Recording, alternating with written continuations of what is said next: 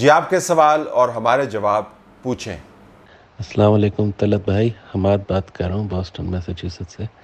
میرا سوال یہ ہے کہ جو جوڈیشل کمیشن کا اجلاس ہوا تو چیف جسٹس صاحب کہہ رہے ہیں کہ وہ مؤخر ہو گیا، اور جسٹس فائز عیسیٰ کا لیٹر کہہ رہا ہے کہ وہ اس میں چیف جسٹس کی نامینیشن جو ہیں وہ ریجیکٹ ہو گئی اور منٹس کو پبلک کیا جائے۔ تو اگر وہ ریجیکٹ ہو گئی ہیں تو سوال یہ ہے تو کیا چیف جسٹس کے خلاف سپریم جوڈیشل کونسل میں اپلیکیشن نہیں دینی چاہیے؟ آپ نے خطرناک سوال کیا ہے، بلکہ خطرناک سوال نہیں کیا، خطرناک طریقے سے سوال کیا۔ کچھ چیزیں ہمیں پالیسی کے زاویے سے اس میں حذف کرنی پڑی، جس کے لیے معذرت خواہ ہیں، لیکن یہ ہم چلا نہیں سکتے، قانون بھی اس کی اجازت نہیں دیتا، اور ویسے بھی آپ نے جو سوال کرنا ہے وہ ہم نے لے لیا، تو اس کے اندر جو غصہ ہے وہ ہم نے تھوڑا سا نکال دیا ہے۔ اب بات یہ ہے کہ پہلے تو وہ منٹس آف دا میٹنگ جو آئے اس کے اوپر ایک نہیں 2 ممبران نے اپنے خطوط جاری کیے اور بتایا کہ جو چیف صاحب اور ان کے ساتھ جو دوسرے ممبران تھے بشمول دوسرے سینئر ججز، اعجاز الحسن صاحب جس طرح، انہوں نے چیف جسٹس کی طرف سے جو نامینیشنز آئی ہیں ان کو کمیشن نے اس کو ڈیفر کیا، یعنی وہ ریجیکٹ نہیں کی وہ نامینیشنز، اور یہ کہا جی دوبارہ ہم اس کے اوپر بات کریں گے۔ تو جب خطوط سامنے آئے دوسرے ممبران کے جو میجورٹی میں تھے، انہوں نے بتایا جی کہ جو بھی نام سامنے آئے تھے ہم ان کو ریجیکٹ کر دیا، اور بنیاد اس کی کیا بنی ہے یہ بڑی دلچسپ ہے۔ ایک تو سینیورٹی کا پرنسپل ہونا چاہیے، اگر آپ چوتھے، چھٹے یا 9ویں یا 7ویں نمبر کے جج کو اٹھا کے اوپر لا رہے ہیں تو پھر 2 ہی اس کے نتائج نکلتے ہیں۔ ایک تو یہ کہ اس سے اوپر والا جو جج ہے وہ قابل نہیں ہے یا اس کے اندر کوئی کوتاہی ہے، تو اگر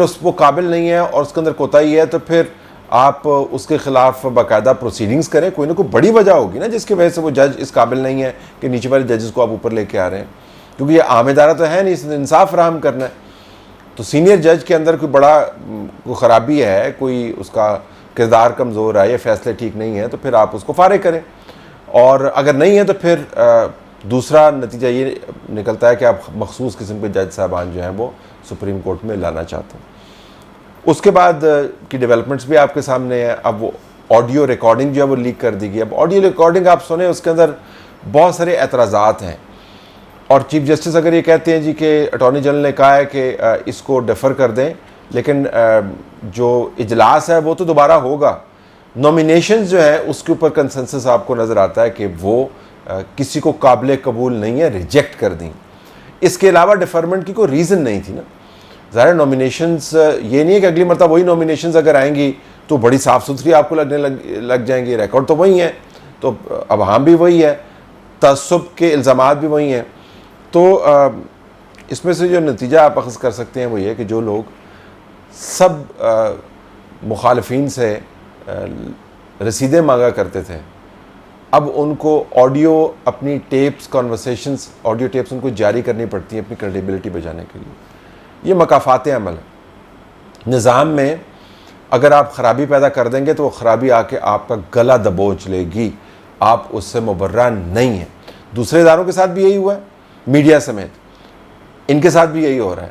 تو یہ اس کے اندر اشارے ہیں، اس کو سوچنا چاہیے کہ ہم نے حالات کو اس نقطے پر کہاں پر لے گئے کہ اب آپ کو اتنے سنجیدہ فورم کی پروسیڈنگز کو اب آپ آڈیو ٹیپس کے ذریعے لوگوں کو بتانا چاہ رہے ہیں کہ حقیقت کیا ہے۔ جسٹس قاضی فائز عیسیٰ کے ساتھ جو کچھ ہوا اس میں بڑی دلچسپ انہوں نے باتیں کی۔ انہوں نے کہا جی کہ اگر میری ذاتی ترجیح لیں تو میں ایک دن بھی جج نہ بننا چاہوں، یہ حالت ہے، ایک دن بھی جج نہ بننا چاہوں، لیکن چونکہ اب میں جج ہوں تو میں نے اپنی ذمہ داری پوری کرنی ہے، وہ میں 100% پوری کروں گا۔ تو اس سے آپ کو پتہ چلتا ہے کہ اپنے پروفیشن کے اندر ان کے ساتھ کیا کیا ہے۔ اور پھر ex prime minister Imran Khan کہتے ہیں کہ مجھ سے کروایا گیا اور غلطی ہو گئی۔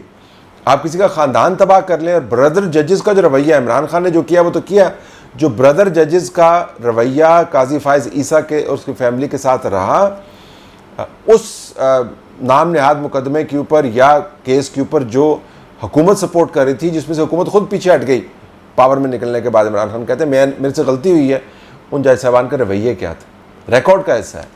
تو what goes around comes around۔ السلام علیکم حسین طلعت صاحب، میرا سوال یہ ہے کہ 11 استعفے منظور کیے گئے ہیں.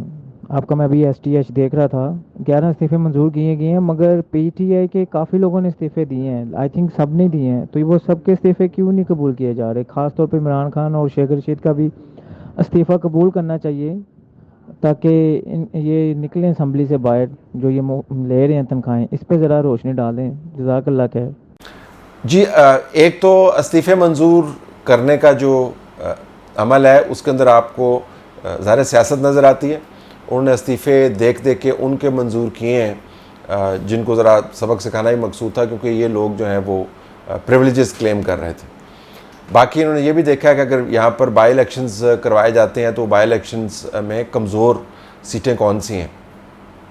تو کسی کا 2000 کا فرق ہے, کسی کا 1500 کا فرق ہے, کسی کا 3000 کا فرق ہے. تو وہ بھی زاویہ ذہن میں ہے.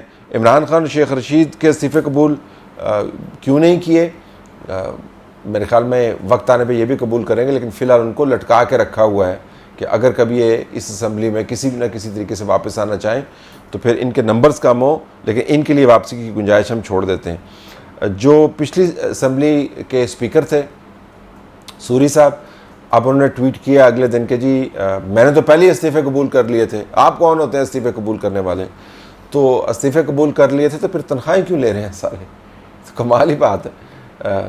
نہ لینا تنخواہ, پھر واپس کر دیں. ادھر کیوں بیٹھے ہوئے ہیں پارلیمنٹری لاجز کے اندر؟ اگر استعفے قبول کر لیے ہیں تو اس کا مطلب ہے کہ اوور سٹے کر رہے ہیں نا پھر. تو نہ قبول کروا کے کچھ پریولیجز بھی کلیم کیے ہیں. تو بہرحال یہ وجوہات ہیں جس کی بنا آپ کو لگتا ہے کہ ساروں کے استعفے قبول ہونے چاہیے تھے, نہیں ہو رہے. اور وہ میرے خیال میں وقت جب آئے گا آگے تو اس کے مطابق فیصلے ہوں گے ہر گروپ کے اوپر کہ اس کا ابھی ہم نے استعفیٰ قبول کرنا ہے, ابھی اس کا کرنا ہے.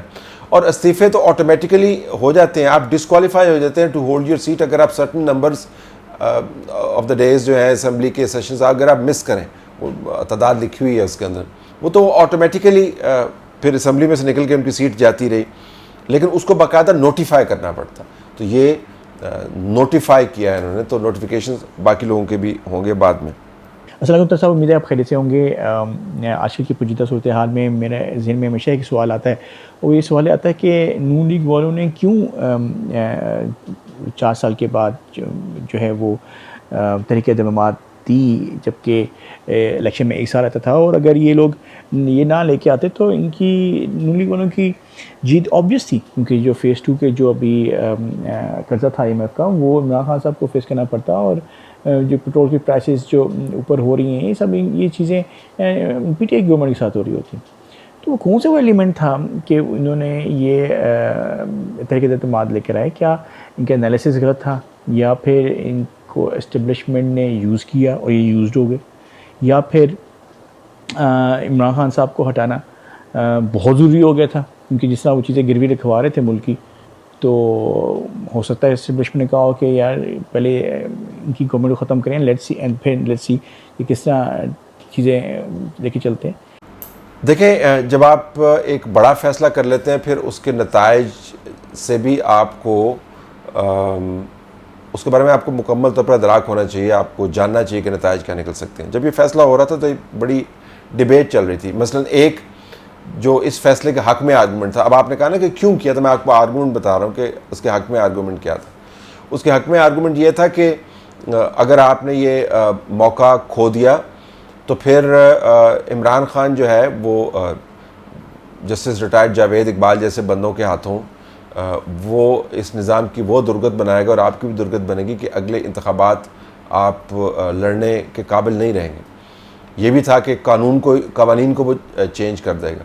یہ بھی تھا کہ آپ جو ہے مقدمات اور پکڑ دکڑ کے ساتھ ساتھ آپ کی پارٹی کو مکمل طور پر توڑ پھوڑ دیا جائے گا, اور پھر فوج کے اندر وہ اپنی سیاست کو لے کے جائیں گے اور وہاں پر کھلواڑ کریں گے وغیرہ وغیرہ. 20 چیزیں تھیں جس کے ذریعے نظام کو کے ڈھانچے کو ایسے تبدیل کر دیا جائے کہ آپ کے لیے کوئی گنجائش نہ نکلے. تو کیلکولیٹ یہ کرنا تھا کہ وقتی کاسٹ ہم پے کر لیں جو ہم ریٹریو کر سکتے ہیں, ان کا خیال یہ تھا, یا ایک ڈھانچے کے اندر ایسی تبدیلیاں آ جائیں کہ ہمیں اپنی پڑ جائے اور ہم 7-8 سال کے لیے طاقت سے باہر ہو جائیں.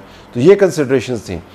اب یہ کوئی اتنا ویسے آن میرٹ. میں تو اس کے بالکل خلاف تھا, میں نے اس کے اوپر آرگومنٹ بھی کیا ہے, لیکن اب ہو گیا تو یہ کوئی اتنا برا فیصلہ نہیں تھا. بعد کی مینجمنٹ جو ہے نا وہ ان کو تگڑی کرنی چاہیے تھی. شہباز شریف بنیادی طور پر جو ہے وہ ایک اچھے میئر ثابت ہو سکتے ہیں یا چند اضلاع کے اندر وہ ڈیولپمنٹ پروجیکٹس کر سکتے ہیں, لیکن پالیسی لیول کا جو ویژن ہے وہ ان کے پاس نہیں ہے.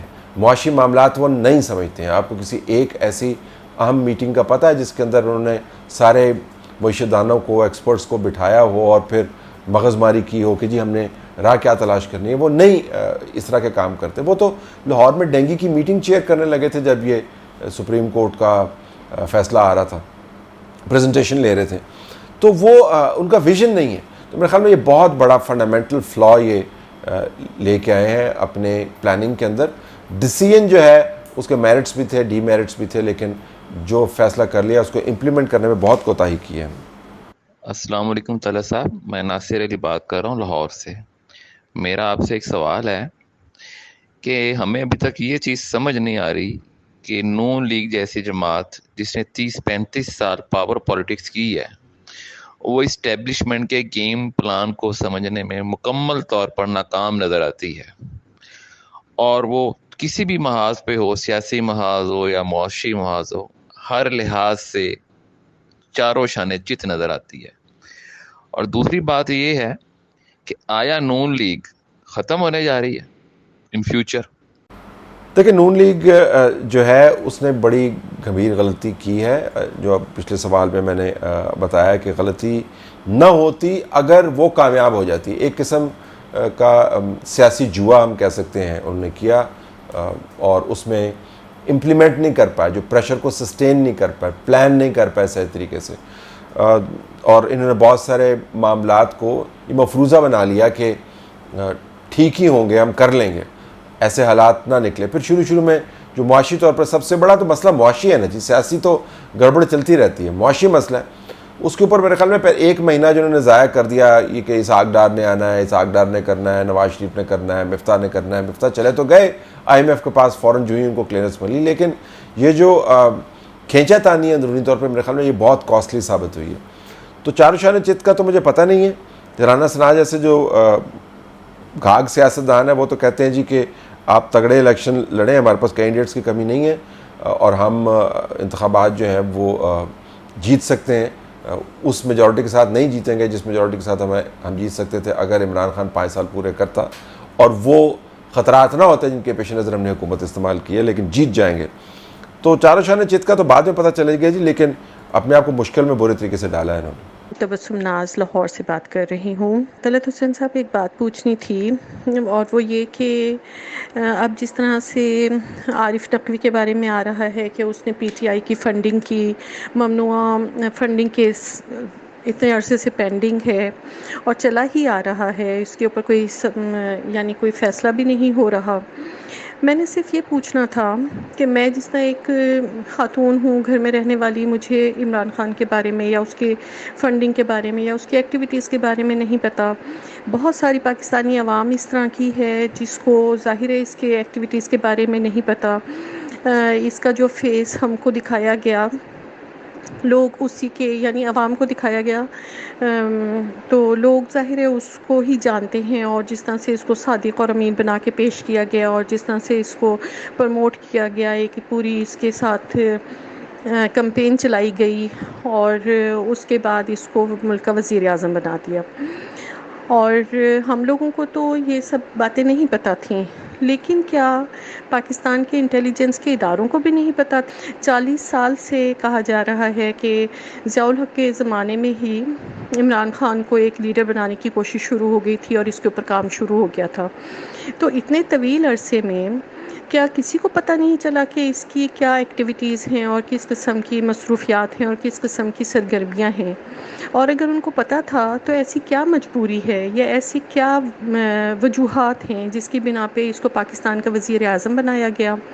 اور نہ صرف یہ کہ بنایا گیا بلکہ اب اصرار کیا جا رہا ہے کہ اگر کسی نہ کسی طرح یہ ملک کی وزارت سے اتر گیا ہے تو اس کو دوبارہ وزیر اعظم بنانا ہے.